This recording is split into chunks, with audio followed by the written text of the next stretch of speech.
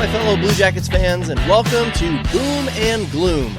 This, of course, is a Columbus Blue Jackets podcast where I discuss the boom and the gloom, the good and the bad, of CBJ hockey. My name is Anthony, and I call myself North America's longest-suffering hockey fan. If you're new to the podcast, I can quickly explain. Before I was a Blue Jackets fan, I was a Whaler fan.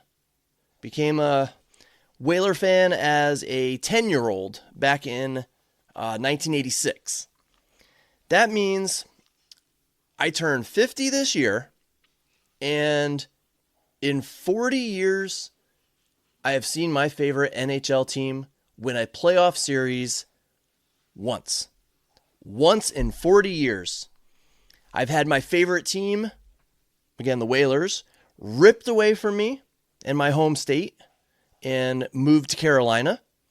I've had my favorite AHL team, the New Haven Nighthawks, move, never return, and even had their arena completely demolished, imploded actually. And I can't forget that my alma mater, Miami University, their hockey team was up by 2 goals. 2 goals. 3-1 was the score in the last minute of a national championship game and managed to lose. So yeah, I truly believe no hockey fan has suffered as long or as much as I have. And if you are a returning listener, you have heard that explanation many times and are probably sick of it. But I do thank you for toughing it out and tuning in again.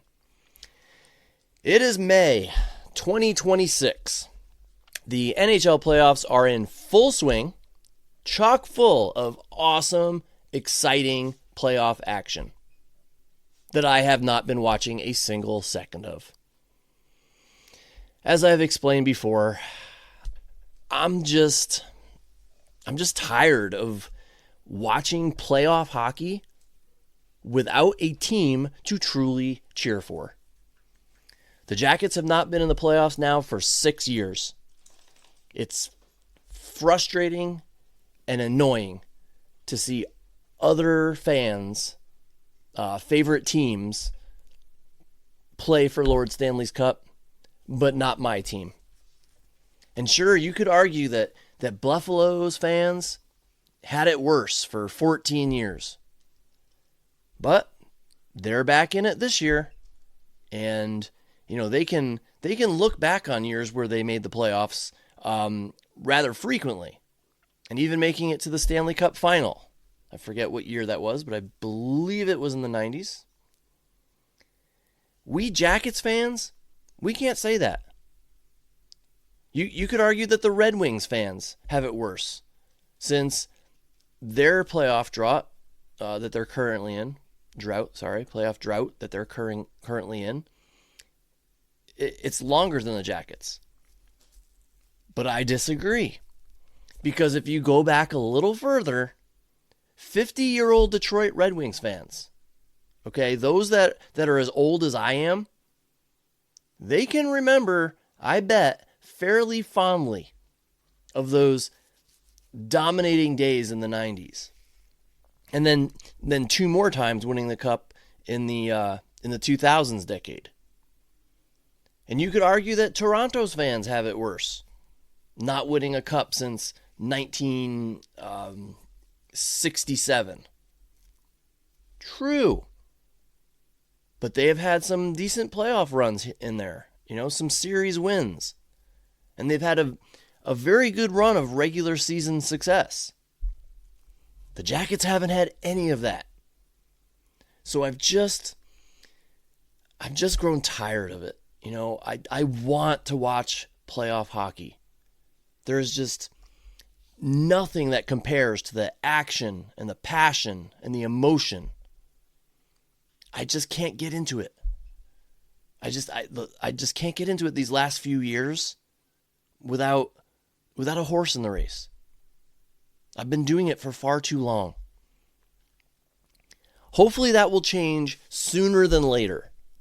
But I have to say I am quite pessimistic. I think the Jackets have a lot of work to do, and unfortunately not enough assets to work with, in terms of, prospects and draft picks. So Don Waddell he's going to have to work some magic in order to get this team in the playoffs next season. He has some big decisions to make, if you ask me. I'm going to get into that today with my armchair GM summary. In this episode, I, an average, passionate, diehard Columbus Blue Jackets fan, will pretend that I am in Don Waddell's shoes as general manager of this team.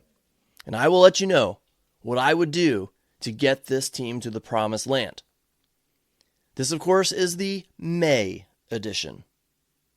We all know a lot can change, and probably will change, between now and the beginning of free agency, and then again to the start of the 2026-2027 season.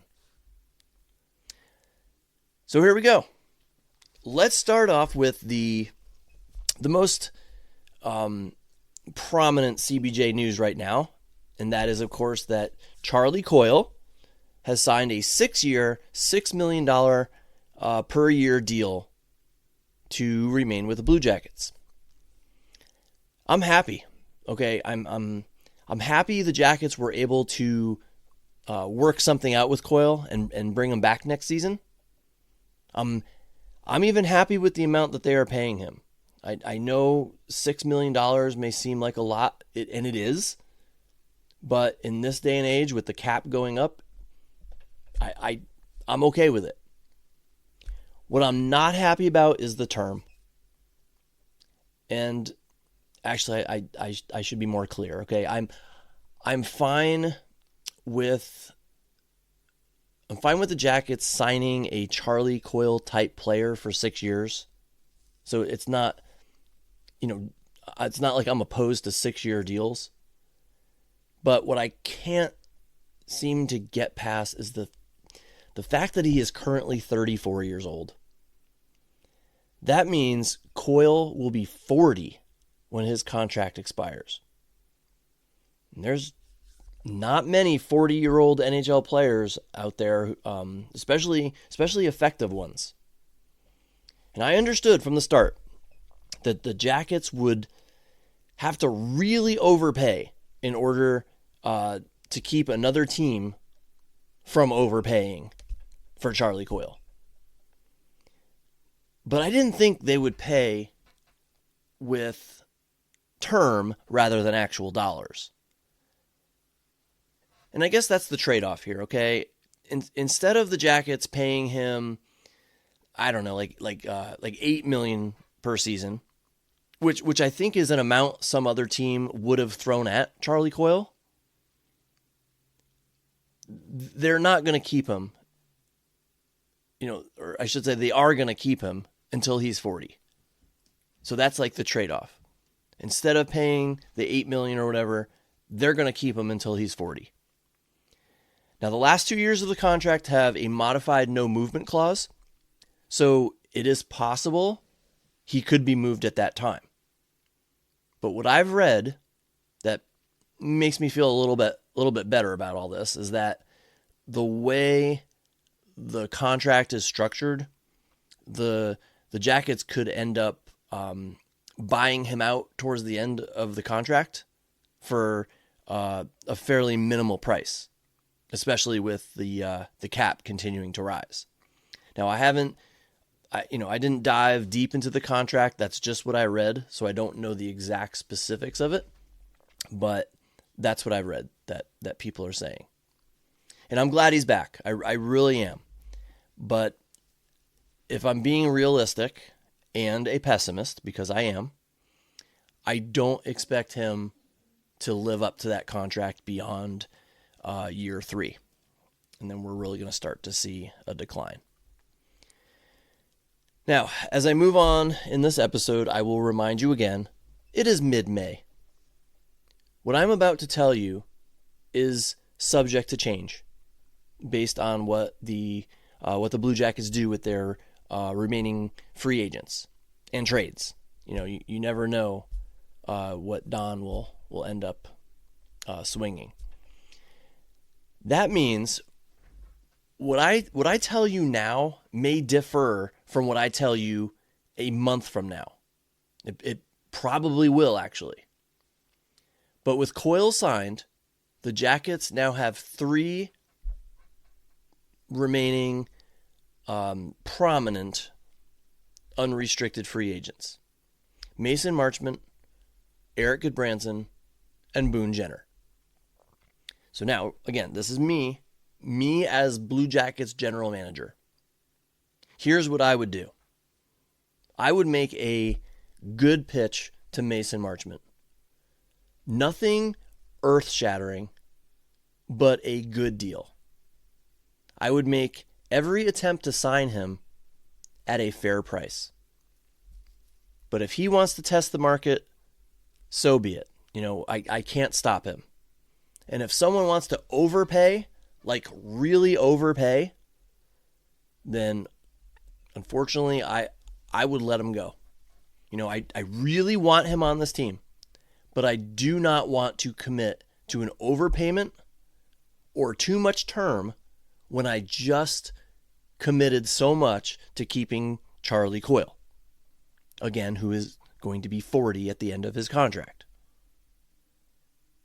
Before Coyle was signed, I actually considered Marchment a more important signing than Coyle. I mean, Marchment was a key piece to the first line last season, and I would expect him to at least play in the top 6 next season. So for argument's sake, I'm going to say that as GM, I pull off a deal with Mason and Mason Marchment remains a Blue Jacket next season. As for Erik Goodbranson, I let him walk. I would, instead of re-signing Goodbranson, I would try to sign or trade for a decent shutdown defenseman. Connor Murphy's name has been thrown around a bit. I would not mind that one bit. But I would like to definitely bring in some new blood for the defense. And as for Boone Jenner, I'm sorry to say, but Coyle signing makes him expendable for me. I always said if I couldn't sign Coyle, then I would try to bring back Boone at a really team-friendly price. But now that I have Coyle, I let him walk. And it's a hard choice because, he's a fan favorite, because of how long he's been with the organization, how much he's done for the community. I get all that. But this would be a decision that I'm making with my brain and not my heart. Now, there is one more UFA, and that is Danton Heinen. I'll just say, I'm not going to spend a lot of time talking about this, but I don't offer him a contract. He was definitely serviceable.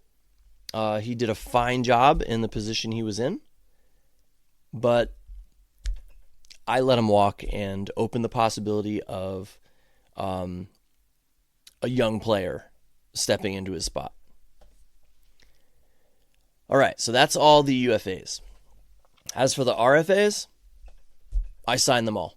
Okay, I give Fantilli a nice long-term deal if he wants it, or a bridge deal if need be. Okay, I just want him with the organization.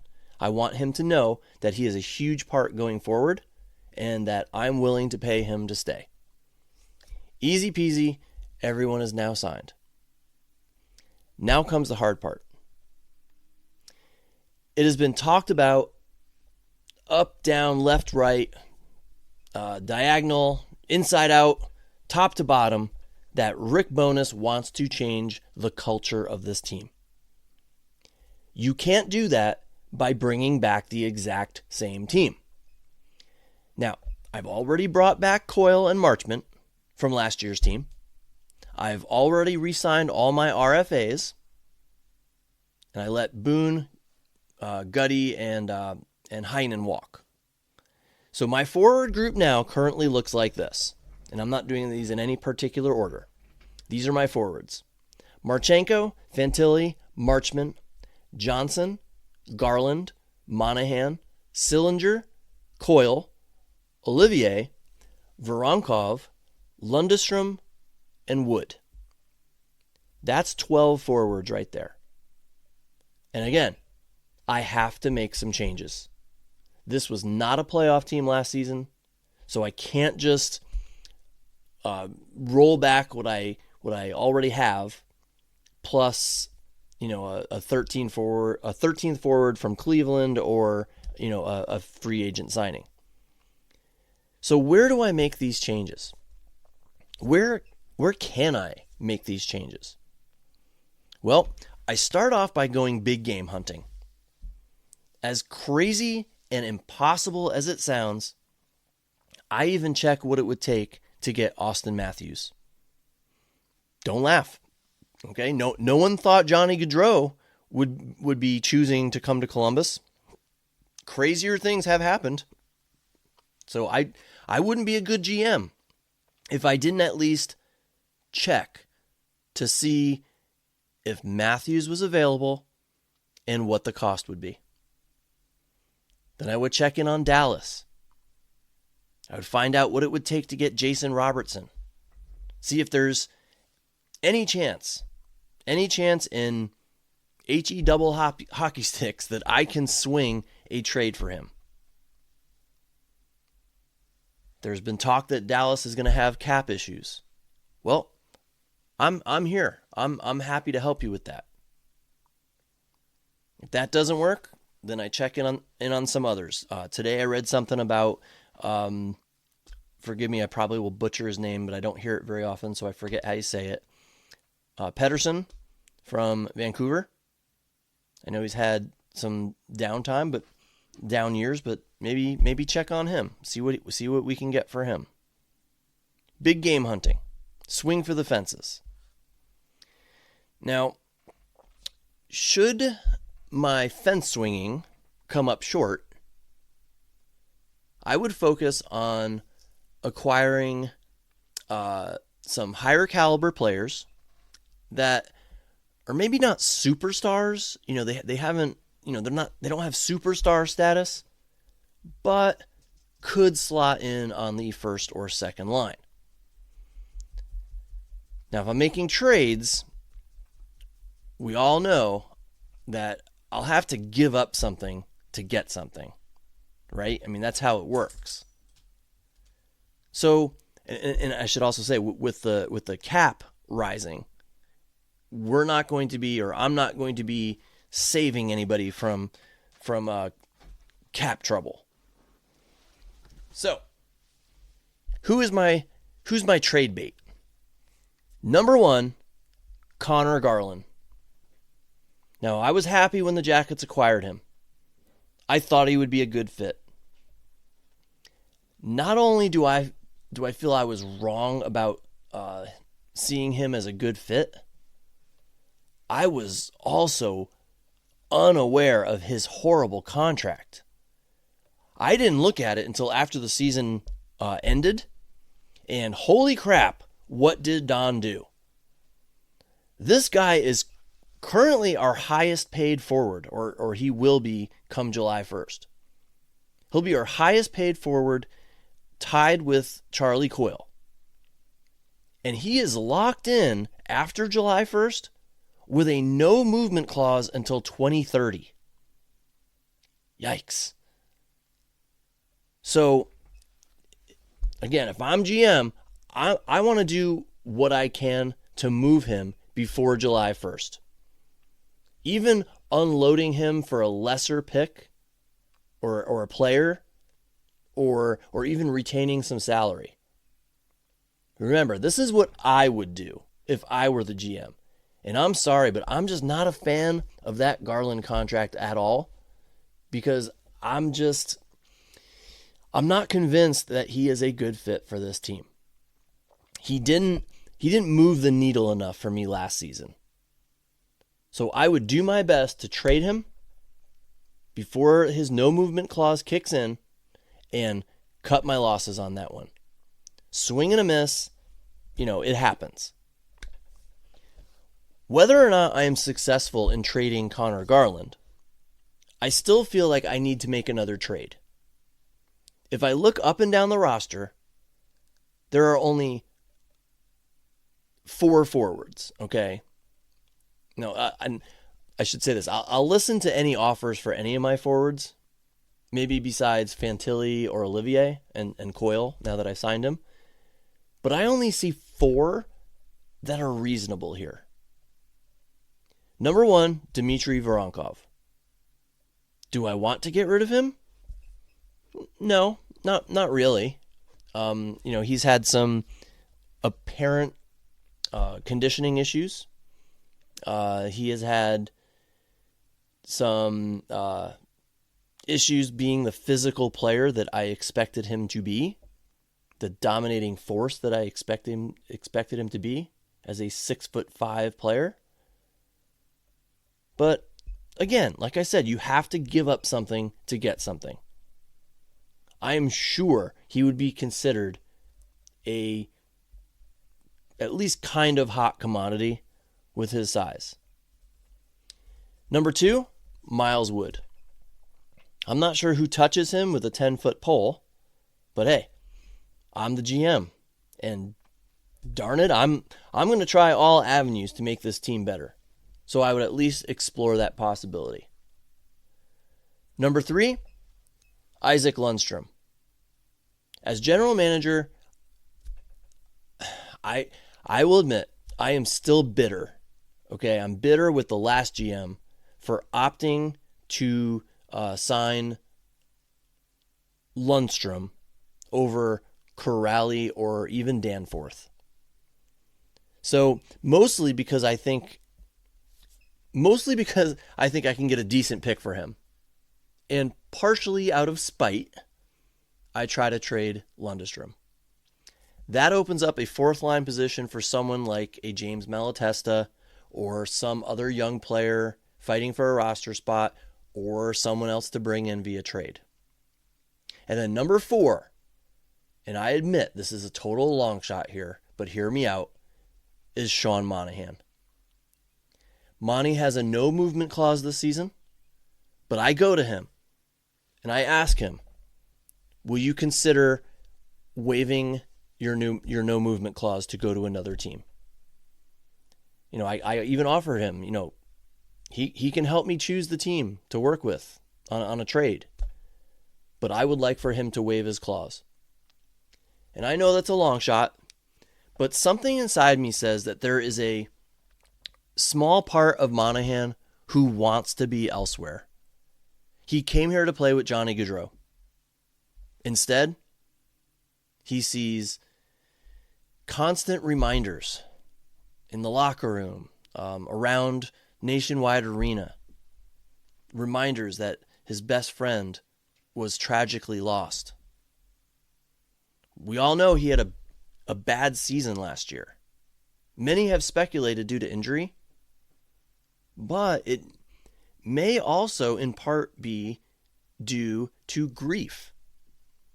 People deal with grief in different ways. And perhaps Monahan's regression was in part due to dealing with that grief. So if I'm able to give him a change of scenery and he agrees with it, I find a trade for him. Because I hate to say it, I cringe right now when I see the Jackets center situation right now.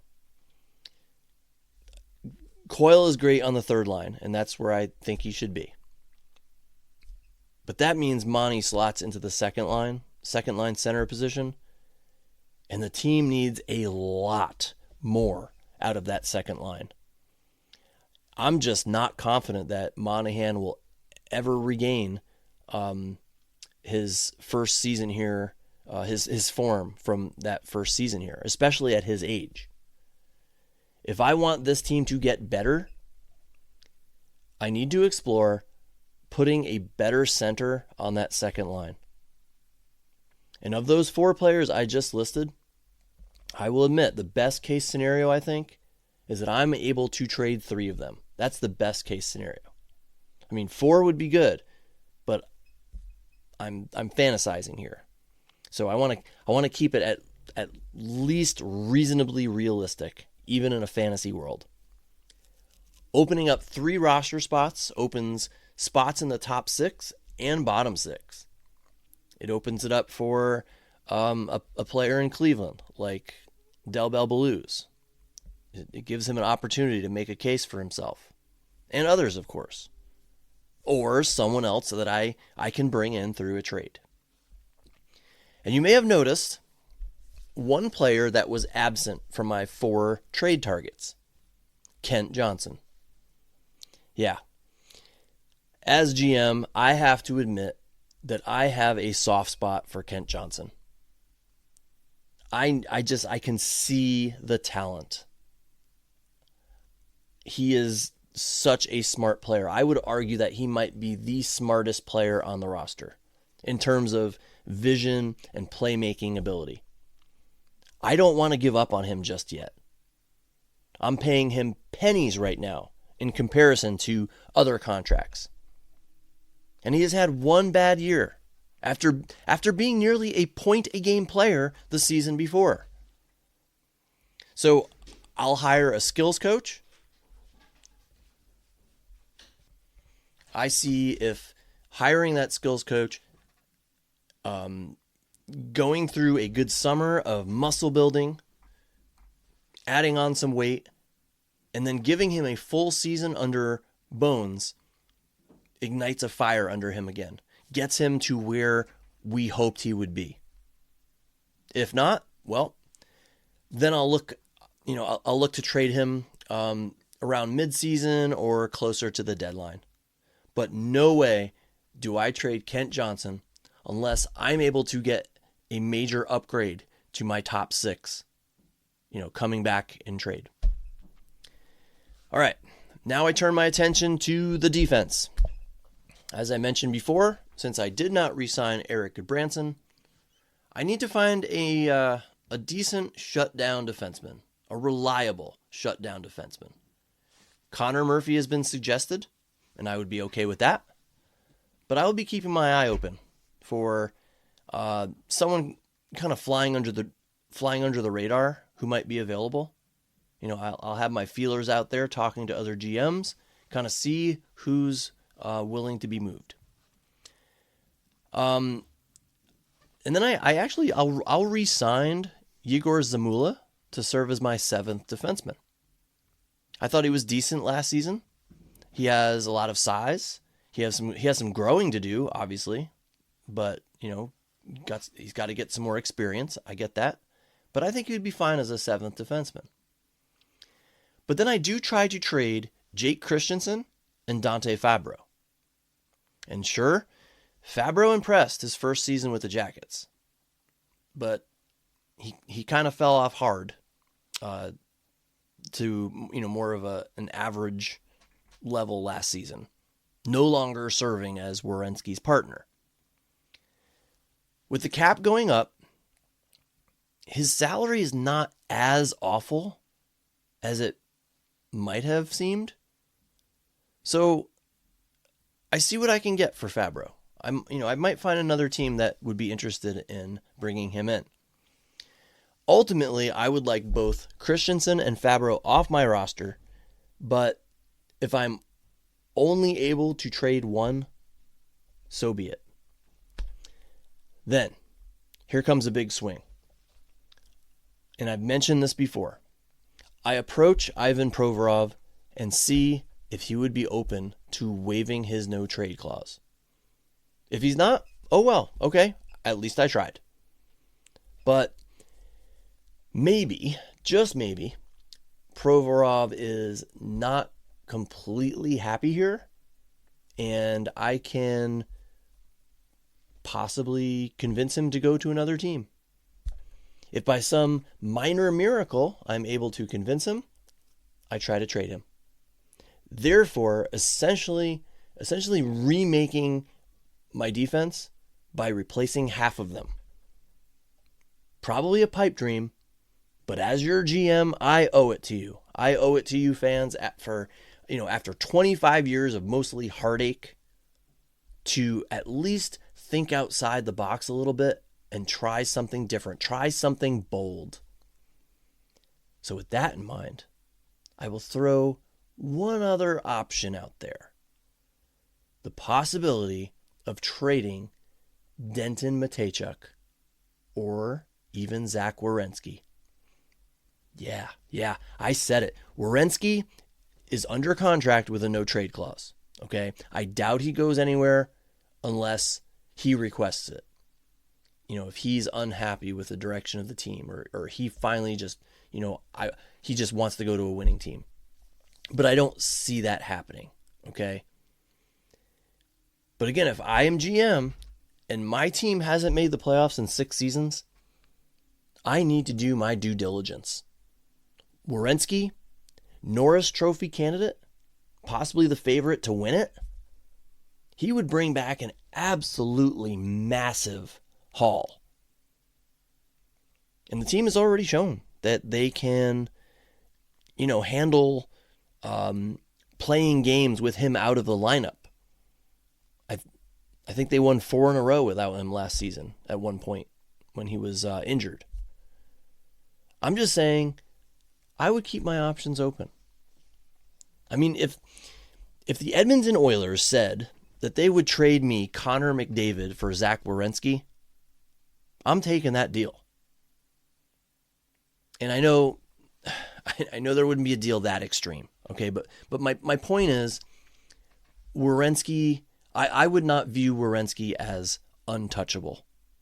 It would take an absolute haul to get him from me, but I would consider it if Werenski wanted to be traded. And as for Matejchuk, okay, he could bring back a nice haul as well. He has looked great. He is becoming an excellent defenseman. And I think other teams would see that as well. I would hate to lose him, but if I am so keen on keeping him, I think other teams will feel the same way about him and might want him on their team and might be willing to give up a whole bunch that would help my team. There's a good chance that Matejchuk becomes a Werenski caliber defenseman, I think. I really do. And right now, he's playing behind Werenski as another left shot D-man. I know he can play either side. He is a professional hockey player. He can handle it. But I admit, I would want to keep him on his natural side. So yeah, I wouldn't go hardcore trying to trade them. But if the right offer was made to me, maybe to bring in a top 3 forward, I probably wouldn't turn it down. Then I signed Jet Greaves. I signed him to a fair deal, and I explore trading Elvis Merzlikins. But I'm not going to spend too much time on it. If I have to go back into next season with Jet leading the way and Elvis as the backup, I think I'm okay with it. Especially since this will most likely be Elvis's last season in Columbus. At least the last of his contract. But if I am able to get something for Elvis, I take it. I find a serviceable backup, depending on whether Ivanov will be coming over or not this season. I honestly can't remember if that was something that might happen. I thought I read it somewhere that it was a strong possibility. But then I talk with Rick Bowness. I tell him, look, man, you can bring in 1 or 2 assistant coaches of your own. But one of your coaches, I want to be Trent Vogelhuber. I want him to get some experience as an NHL coach. I want you to take him under your wing, give him guidance, and, let him see what a successful NHL coach looks like. Because when you retire, he's going to take your place most likely. So I would make that happen. And that's it. That's it. That's the May edition of Armchair GM. What do you think? I hope I covered all the bases there. I may have forgotten something, but I think I covered most of them at least. So let's talk about some other Blue Jackets news. The Jackets will pick 14th in the entry draft this summer because, shocker, they did not win the draft lottery. As bad as they have been over 25 years, missing the playoffs 19 out of 25 years of existence, they have never won the lottery. Only picking first overall once when they made a trade with the Panthers and snagged Rick Nash. I don't believe the conspiracy theories out there about the lottery being rigged. I really don't. But I can certainly understand where those that do believe it are coming from. I can see where they're coming from. The Toronto Maple Leafs have made the playoffs 8 out of the last 10 years. The 2 seasons they missed, including this one, they won the lottery both times. Last time they drafted a guy, you might have heard of him, Austin Matthews. So I don't buy into those theories, but I sure do see where these people are coming from who do buy into them. Okay, in my opinion, the Jackets just have had rotten luck. It's just rotten luck.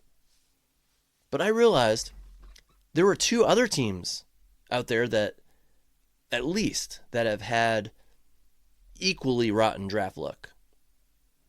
The Calgary Flames have never drafted in the top 3. I was shocked to learn that. In all their years of existence, they have never drafted in the top 3. So they have never won the lottery either. But they have, of course, made the playoffs a heck of a lot more than the Jackets have. And they do have a Stanley Cup championship in their history. The Vancouver Canucks have never had a top 3 pick without a trade. They moved up to draft the Sedin twins. So that means they have never won a draft lottery either. But again, they have had a lot more playoff success than the Jackets and have made it to 3 Stanley Cup finals. So, my fellow Jackets fans, we are alone. But maybe not as alone as we thought. The last thing I'm going to leave you with today, jerseys. With a supposed culture change about to take place, wouldn't this be a great time for the Blue Jackets marketing department, or whatever you want to call it, to start anew with some jersey changes? I've talked about this at length before, but I want to believe that the Jackets management knows they had a huge winner in the form of their Stadium Series jersey. It was a huge hit, and the Jackets have to know that. They have to realize that it was a huge hit. The team wore it one time, once in their history, and I see that jersey everywhere. It is prominent at most games. It was a big hit. So if they knew it was a big hit, which again I think they do, wouldn't they want to capitalize on it? Maybe tweak it and then turn it into the team's primary home and away jerseys? Or even a new alternate? I don't know. Our current alternate is a big hit too. So I don't know if I would want them to completely ditch it. But I just think that it is time for a change. I've always really liked the Blue Jackets' current home and away jerseys and their main logo, but I've never truly loved them. I would love to see something fresh, incorporating the canon, adopting some of the features of the Stadium Series jersey. I mean, if the team wants to make money, that jersey and that logo, that has proven to be a bit of a cash cow, at least in my eyes. You know, I obviously I don't have the sales data for the team. I just think it'd just be the perfect time to roll out this kind of change with the supposed culture change that's about to happen. I kind of see it like as a new era for the team. Hopefully, like I've said before, if I have my way, Boone Jenner moves on. So we're going to have a new captain, new players. We have Rick Bowness coming in for a full season now. So with that happening, it just seems like it would be a perfect time for a change. One thing I do know, though, if the Jackets ever release a jersey with the word Jackets or Columbus written diagonally on the front of their jersey, I will throw a fit. The only team that should have that type of jersey, in my opinion, is the New York Rangers. That's it. I don't like how Utah does it for their away jersey. Okay, and I didn't like it when teams like the Bolts or the Senators or even Pittsburgh back in the 1990s. I don't like when they use that format, when they wrote the name diagonally on the jerseys. It just feels like a cop-out to me. It feels like taking the lazy way out. Like, you know, we couldn't think of anything cooler, so we'll just slap the name on it diagonally like the Rangers and just call it a day. I mean, it drives me nuts that several PWHL teams adopted that format for jerseys. I mean, come on. Be creative. Put a logo on your jersey. So if the Jackets ever do that, I will be furious. And that's all I got for today. It was good to be back to talk Jackets hockey again. I'm thinking I'll probably pop back on here in July, not July, June, depending on the Jackets news that comes out. Maybe July, you never know. There might be not much Jackets news until free agency starts. So I might be back in June, I might be back in July. But if you're interested, feel free to reach out to me and let me know your thoughts on my GM decisions. You can always contact me by finding me on Blue Sky. Just search for Whaler Jacket. Or find me on Instagram, also at Whaler Jacket. Or you can simply email me, whalerjacket@gmail.com. I would love to hear your thoughts, your comments, your suggestions, your questions, and talk CBJ hockey with somebody. This time of year I struggle. Not a lot to discuss. So anyway, I'm out of here. See everyone next time. Go Jackets.